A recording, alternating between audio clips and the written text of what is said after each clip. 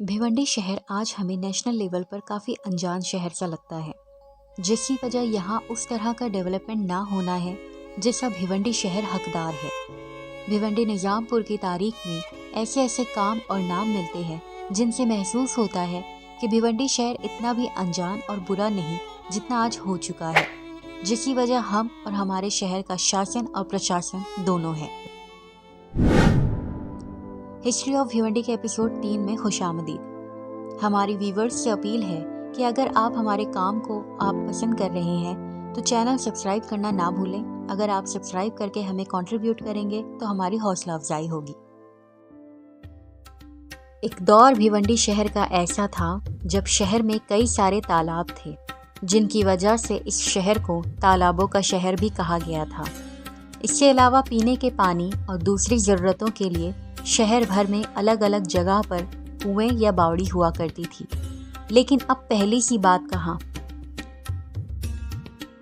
कुछ ही कुएं ठीक ठाक हालत में नजर आते थे, वरना या तो पाट दिए गए या अपनी खराब हालत और शानदार माजी पर आंसू बहा रहे हैं। ऐसा ही एक कुआं दूध बावड़ी है जिसे दीवान शाह रहमतुल्लाह अलैह के नवासे कुतुबुद्दीन शाह पीरजादे ने सन 1711 में दीवान शाह दरगाह के पास खेतों में खुदवाया था। ये कुआं पत्थरों से बनाया गया था जो आज खस्ता हालत में भी अपनी शानदार माजी की गवाही देते हैं। इसके पास गुलड़ के पेड़ हुआ करते थे, जिसकी छांव और ठंडक की वजह से पानी ठंडा और मीठा होता था, जिस वजह से लोगों ने इस कुएं का नाम ही दूध बावड़ी रख दिया। दूध बावड़ी की आज की हालत देखकर रोने को मन चाहता है कि हम किस कदर बेहिस हो चुके हैं कि हमारे असलाफ की तामीरात की हमें ज़रा भी कदर नहीं, जिस वजह से आज इनकी हालत बदतर होती जा रही है। दूध बावड़ी के अलावा भिवंडी निज़ामपुर और आसपास में कई बावड़ी थी जिनसे लोग फ़ायदा उठाते थे। इन तालाब को बनाने और संवारने में कई बड़े और तारीखी नाम मिलते हैं। ये वीडियो आपके लिए बहुत ही दिलचस्प होने वाला है, क्योंकि इसमें शहर के एक नए पहलू को आपके सामने रखने की कोशिश की गई है। इस वीडियो में कुछ ऐसा आपके सामने होगा जो आपको हैरान कर देने वाला है।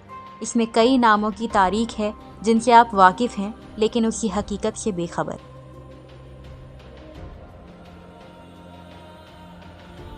इतिहास में कई तालाब हैं जिनमें 8 बड़े तालाबों का जिक्र मिलता है, जो इस शहर की खूबसूरती के साथ साथ पानी के मसलों को कम करते थे। हमने सिर्फ 8 तालाब के इतिहास को बताने की कोशिश की है, वरना इससे ज़्यादा तालाब हुआ करते थे। निज़ामपुरा से हर किसी का गुजर होता है, पर वहाँ किसी ने कभी तालाब नहीं देखा होगा। निज़ामपुर में ये तालाब काफ़ी खूबसूरत नज़र आता था। तालाब के किनारे एक मस्जिद हुआ करती थी और उसके आसपास निज़ामुद्दीनपुर, यानी आज निज़ामपुर या निज़ामपुरा भी कहा जाता है, जिसे आबाद था। इस तालाब के एक तरफ अंग्रेज़ों के वक्त में तकरीबन 1870 में बनी प्राइमरी स्कूल, जो आज काली स्कूल के नाम से मशहूर है, मौजूद थी।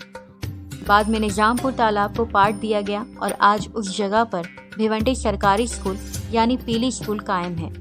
ये स्कूल तालाब की जगह पर बनाया गया है और आज इसके ग्राउंड में बच्चे खेलते नजर आते हैं। भिवंडी शहर का दूसरा तालाब मारुति तालाब, जो बाकियों की तरह अपना नामो निशान खो चुका है। तिनबत्ती भाजी मार्केट से भिवंडी टॉकीज की तरफ आने वाले रास्ते के किनारे कभी मारुति तालाब हुआ करता था। तालाब के किनारे ही हनुमान मंदिर है। मंदिर के भगवान हनुमान, जिनका दूसरा नाम मारुति भी है, इसलिए मारुति नाम से इस तालाब को जाना जाता था। आज उस जगह पर शहर का मशहूर और इकलौता सरकारी ऑडिटोरियम मीनाताई ठाकरे हॉल बनाया जा चुका है, जो आज कुछ सालों से बंद पड़ा हुआ है और अपनी दुरुस्ती के इंतजार में है, लेकिन प्रशासन की इस पे नजर तक नहीं पड़ती। खाखरा तालाब के पास एक किला बनाया जा रहा था, जो बनते बनते रह गया। मालूमात के मुताबिक निज़ाम शाही दौर में इस किले के लिए 2 लाख रुपये दिए गए थे, जो करप्शन की नज़र हो गए, जिसके बाद उस जगह पर मस्जिद बनाई गई। उन्हीं वक्तों में एक बुजुर्ग शकर शाह बाबा उस मस्जिद में आकर रुके थे, इसलिए उस मस्जिद का नाम शकर शाह के नाम पर रख दिया गया और आज उनकी दरगाह भी वहीं मौजूद है। साथ ही कब्रिस्तान बनाया गया। आज इस तालाब के चारों तरफ मस्जिद और दरगाह मौजूद है। करगा मस्जिद, जिसके नाम से ये खाखरा तालाब था, उस तालाब में एक पोखरान मौजूद है, जो किसी वक्त में तालाब का हिस्सा हुआ करता था। इस पोखरान में आज भी पुराने वक्त के पत्थर और मेहराबें मौजूद है। इस तालाब में कामवारी नदी के भर्ती के वक्त नदी की मछलियां भी आती थी, लेकिन वक्त के साथ ये तालाब भी बुझ गया और आज उस जगह पर कंपाउंड बन चुके हैं।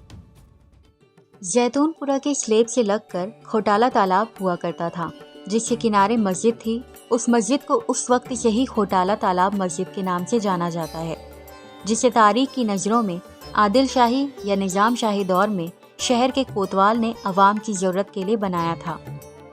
कोतवाल का ही बिगड़ा हुआ लफ्ज़ खोटाल है, जिससे आज ये खोटाला तालाब कहा जाता है। आपने खोटाला तालाब मस्जिद नाम सुना होगा, पर वहाँ तालाब नहीं देखा होगा।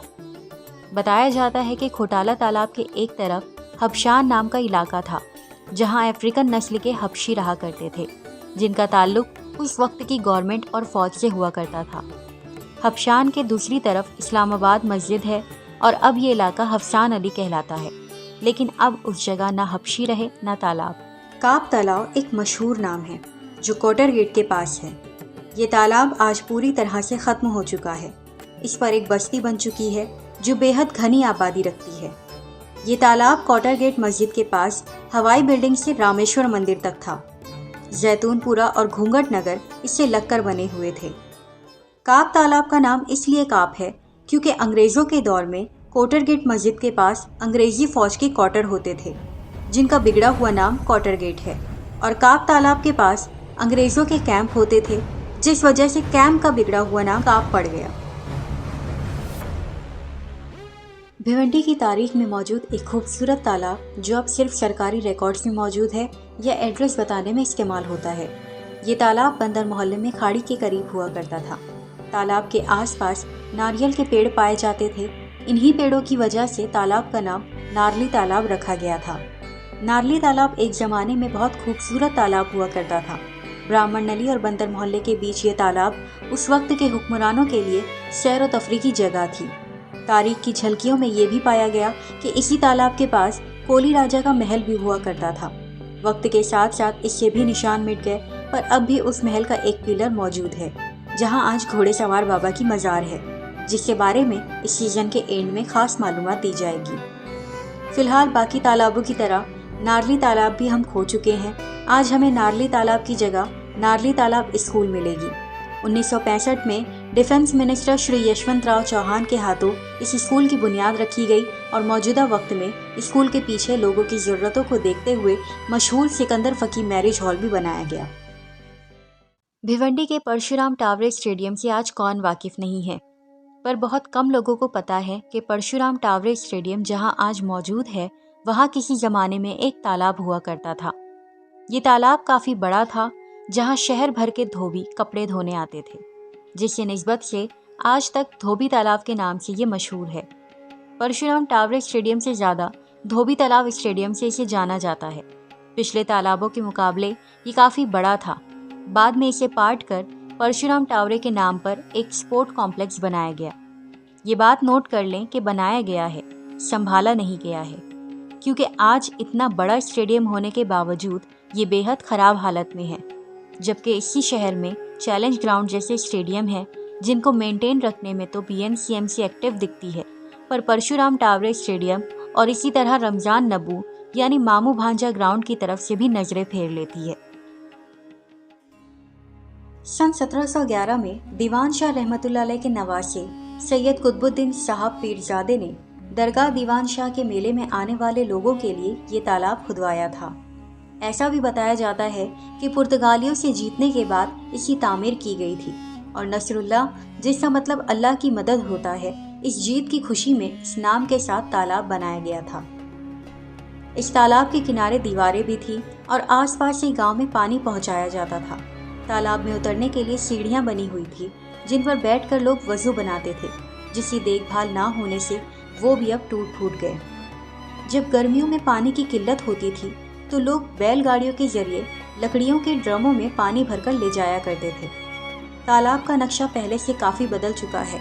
आसपास बस्तियां बस चुकी है और हालत ये है कि अब ये तालाब नहीं, बस एक पानी का गड्ढा नजर आता है। इस तालाब की शानदार तारीख और इसी आज की हालत देखकर अफसोस होता है कि शहर के लीडरों ने इसके बारे में कभी नहीं सोचा, और हम भिवंडीकर्स भी उन्हीं लीडरों की ही जनता है, तो हमसे भला कुछ कैसे होगा। अब देखना ये है कि इस तालाब को बचाया जाता है, इसकी हिफाजत की जाती है, या बाकी तालाबों की तरह ये भी अपनी नामो निशान खो देगा। अब हम आते हैं हमारे शहर के इकलौते खूबसूरत तालाब की तरफ, जो आज भी काफ़ी हद तक बाकी के तालाबों से ज़्यादा महफूज है। हालांकि पॉल्यूशन और दूसरे मसाइल यहाँ भी है, लेकिन तारीखी एतबार से काफ़ी हद तक महफूज समझा जा सकता है। वराल देवी तालाब भिवंडी के कामत घर में मौजूद है। सन 1740 में पेशवा हुकूमत के सेनापति चिम्माजी अप्पा जब पुर्तगालियों से लड़ने के लिए भिवंडी से गुजरे थे, उस वक्त उन्होंने वराल देवी तालाब को और बढ़ाते हुए इस पर पत्थरों का बांध बनवाया था, जिससे वजह से तालाब का पानी बहने से रुकने लगा, वरना बारिश में ये तालाब का पानी बहता हुआ जैतूनपुरा स्लेब के नाले से कामवारी नदी में जाता था। सन 1862 में अंग्रेजों ने भिवंडी में वाटर सप्लाई की बेहतरी पर काम शुरू किया। आज की तरह उस वक्त भी म्युनिसिपैलिटी के पास पैसे नहीं थे, लेकिन उस वक्त करप्शन भी नहीं था, इसलिए लोगों ने खुद डोनेशंस दिए। सन 1860 से लेकर 1960 तक तालाब अपनी पुरानी हालत में रहा और 100 साल बाद तालाब में सूखा पड़ने की वजह से तालाब को और गहरा करने के लिए खुदाई शुरू की गई। आज भी उस वक्त के लोग बताते हैं कि एक दिन का 1 रुपया मजदूरी का मिलता था। यहाँ तक कि लोगों को टाइम पास करना होता तो वराल देवी तालाब जाकर खुदाई करते और 1 रुपया लेकर चले आते थे। तालाब को और गहरा कर दिया गया और दीवारें पहले से ऊंची बना दी गई, जो आज भी मौजूद है। तालाब के करीब ही वराल देवी का मंदिर है, जिसके नाम से ही इस तालाब का नाम वराल देवी तालाब रखा गया। दशहरा, गणपति और बतुकम्मा के त्यौहार पर इस तालाब पर काफी चहल पहल होती है और धूमधाम से इन त्योहारों को मनाया जाता है। ज्यादा नहीं, कुछ ही साल पहले तक इस तालाब पर हमने देखा था कि लोग सैर व तफरीह के लिए जाते थे। त्योहारों पर लोगों की भीड़ होती थी। फैमिलीज के लिए ये पहली प्रायोरिटी हुआ करता था। कश्तियों से तालाब की सैर करना, किनारों पर वॉक करना और पार्क में पिकनिक करना उस वक्त के लिए बेस्ट मोमेंट हुआ करता था। पर अब न जाने क्या हुआ कि यहाँ पर लोगों के लिए पहले सी कशिश नहीं रही और ना ही किसी ने इस जगह को हमेशा के लिए आबाद रखने की खातिर कोशिशें भी की। आज भिवंडी शहर भर में कोई ऐसी खास जगह नहीं है जो फैमिलीज और बच्चों को लेकर एंजॉय किया जा सके।